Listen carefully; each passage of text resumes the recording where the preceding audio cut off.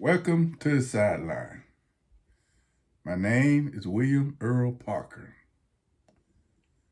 and I'm a watchman on the sideline, watching this game called life play out. Now, as I have said, based on my educational knowledge, the first sentence in a paragraph is called a topic sentence. So it gives an overview of what is going to happen. So when it comes to the Bible, I try to put everything in proper format based on my education. Now, the first verse says, in the beginning, God created the heaven and the earth. Now, this is the topic in discussion. This is the first verse. Now, the second verse began, and the earth was without form and void. So now, when I hear something is without form and void, to me, that means it don't exist.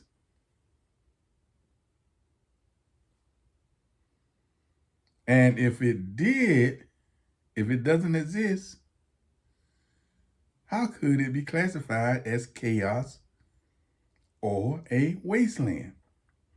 Now just think about it now. If you got something in front of you that's void,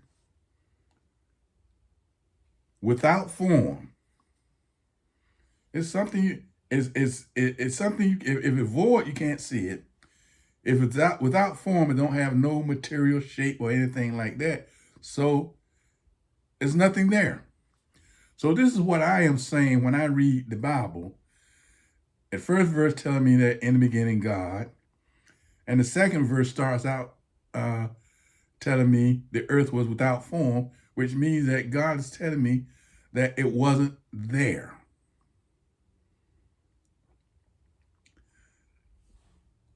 So if it's not there, again, how can it be a wasteland or how can it be chaos? Now, this is what I'm told that the Hebrew word tohu and bohu seems to convey. And why do I have to know what the Hebrew texts say if I am reading it in English?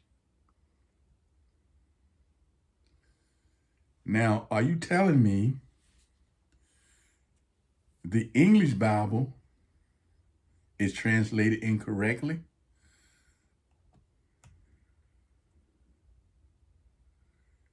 If it is, how can it be the Word of God?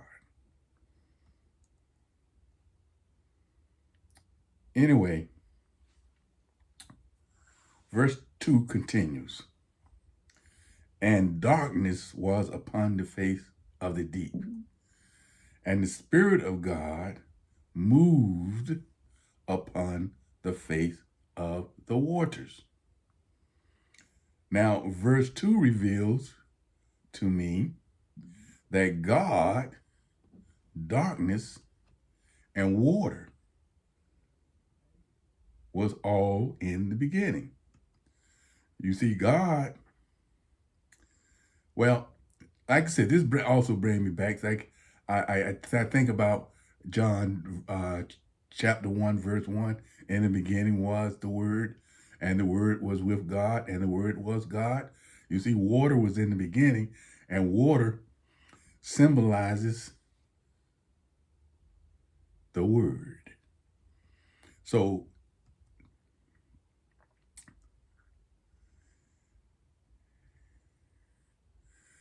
So we can see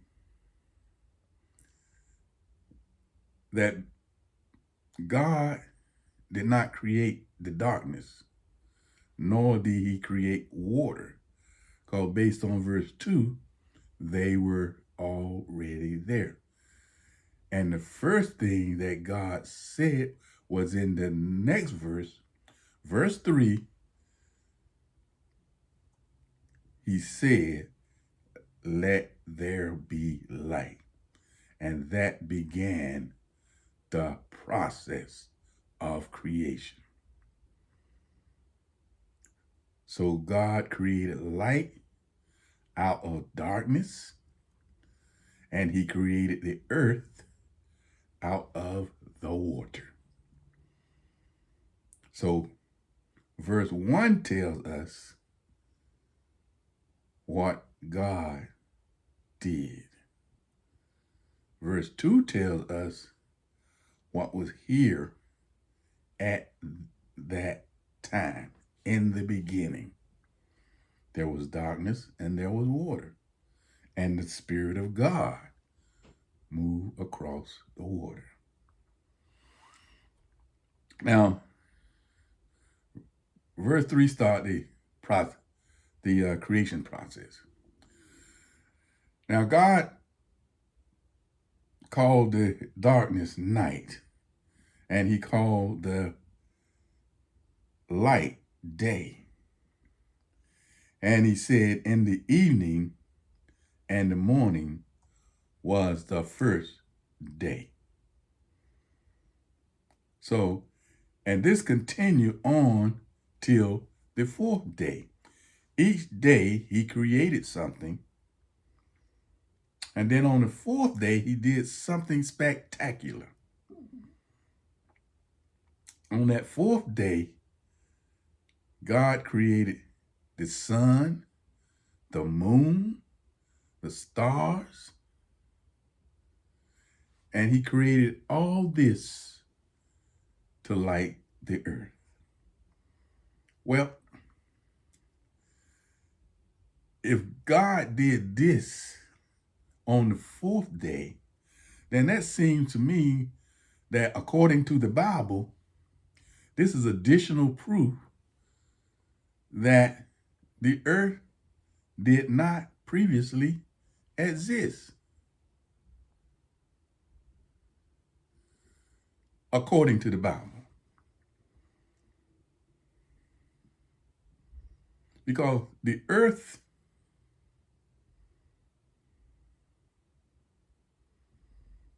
was first created. It was the first thing created. God started the earth on the first day. Fourth day, then he made the planets, the stars, the sun, the moon. So would not that make earth the center of creation, since everything was made to complement the earth?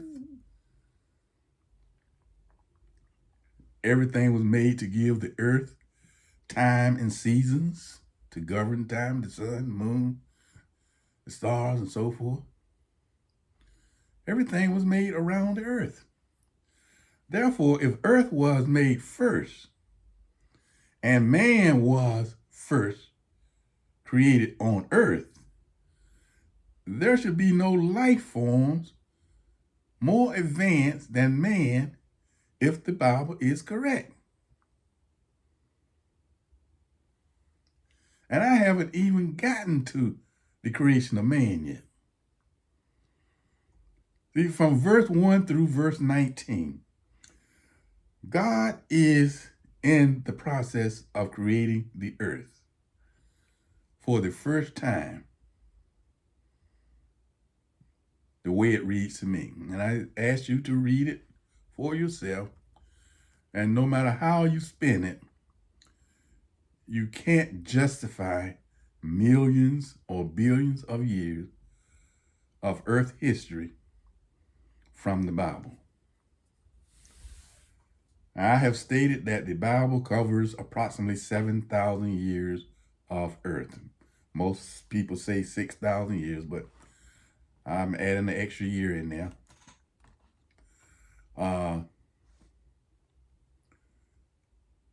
And we know that this contradicts world history because scientists and archaeologists say the earth is billions of years old based on their findings and their uh, instruments, computers, and uh, their time stamps and dates and so forth. So somebody's wrong. So it seems some Bible apologists have come to believe that the earth is older than 7,000 years. So they give theories to explain the Bible. They explain how the Bible can be billions of years old uh, based on uh, some things they injected, such as the gap theory. Now, I pray that you read up on the gap theory that some Bible scholars have injected between verses 1 and verse 2 in the Bible. Also, I pray that you have read or will read what it means when the Bible claims to God a day is as 1,000 years and 1,000 years as a day. So read 2 Timothy chapter 3, verse 8, and Psalms chapter 90, verse 4. You see, God is timeless. He's the beginning and the end, Alpha and Omega, the first and the last. He has no beginning, no ending. We, on the other hand, are bound by time. The earth also is bound by time. Everything in this physical world is bound by time. So what is the point? Well, my point is that we all have opinions. Sooner or later, we feel the need to express our opinions and beliefs, even though we know others will not agree. That's where I find myself now. I believe that I need to put my beliefs out there, whether people believe them or not. It's like God told Ezekiel, if I tell you and you don't warn the people, then it's going to be on your hand. So I put it out there whether you believe it or not. It seems that no matter what I say, people hear what they want to hear. No matter what I write, people read what they want to read.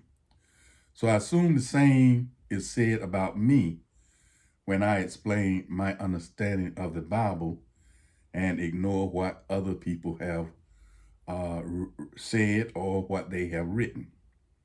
So I disagree with others as others disagree with me.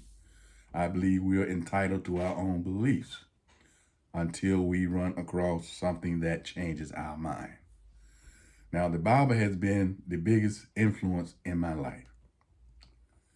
And from the looks of it, it has been it has influenced the lives of everyone in the world, even though less than a third of the world population claim to be Christian.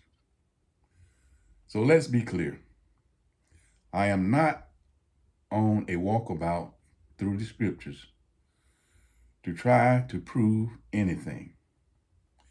I am trying to achieve greater understanding of what I already believe to be true.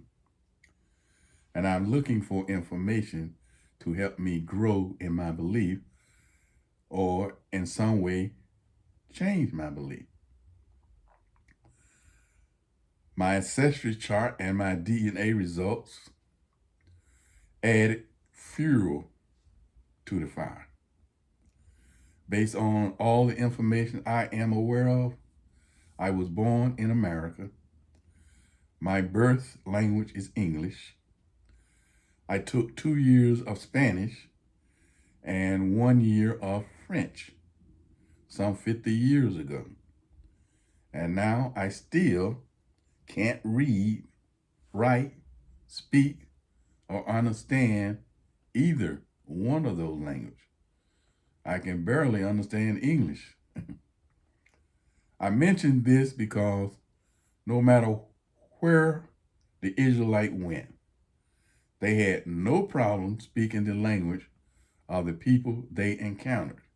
And remember, after the Tower of Babel, people had different language. So everywhere the Israelite went, those people had different language, but they didn't have problem understanding each other.